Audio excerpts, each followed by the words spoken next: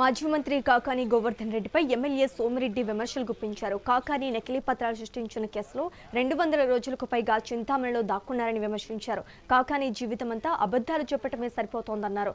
జైలుకు పోవటం, బెయిల్ కోసం పారిపోవటం మాత్రమేనని ఎద్దేవా చేశారు. కాకాని వీధి రౌడీలాగా ప్రవర్తిస్తున్నాడని ఆరోపించారు. ఏంటి మీ థ్రెటనింగ్ ఏంటి, మీ బెదిరింపులు ఏంటి అని అంటే ఏమైనా ఉత్తర కొరియా అనుకున్నారు? ఇదే నార్త్ కొరియానా? మీరంతా డిక్టేటర్సా? 11 సీట్లు ఇచ్చి ఇంట్లో కూర్చోబెడితే ఇక్కడ నెల్లూరులో ఆయన కాకాని రే రాండ్రా రాండ్రా, కొత్త పలుకుండదు, చెత్త పలుకుండదు, రాధాకృష్ణ ఉండడు. మేము అధికారంకి వచ్చిన తర్వాత రాధాకృష్ణ ఉండడు అంటే చంపేస్తారా? బాబాయిని గొడ్డలు ఎట్టేసినట్టు ఇంకో గొడ్డలు తయారు చేసుకున్నారా? రాధాకృష్ణ ఉండడేందని ఎందుకు అంత కొవ్వేంటి? రాండ్రా రాండ్రా రాండ్రా అన్నావు, మగోళ్ళు అయితే రాండ్రా అన్నావు.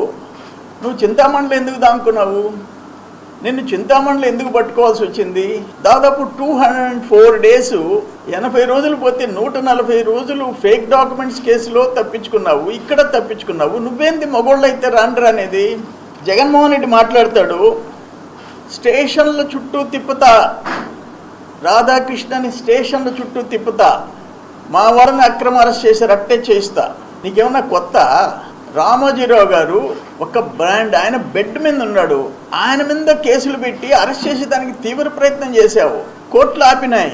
రాధాకృష్ణ గారి మీద పెట్టావు కేసులు, తప్పుడు కేసులు పెట్టావు. నీకేమన్నా ఇప్పుడు కొత్త? నువ్వు స్టేషన్ల చుట్టూ తిప్పేదానికి అంటే నువ్వు ముఖ్యమంత్రి అయిపోయినావా? ఎవడు చేశాడు నేను ముఖ్యమంత్రి?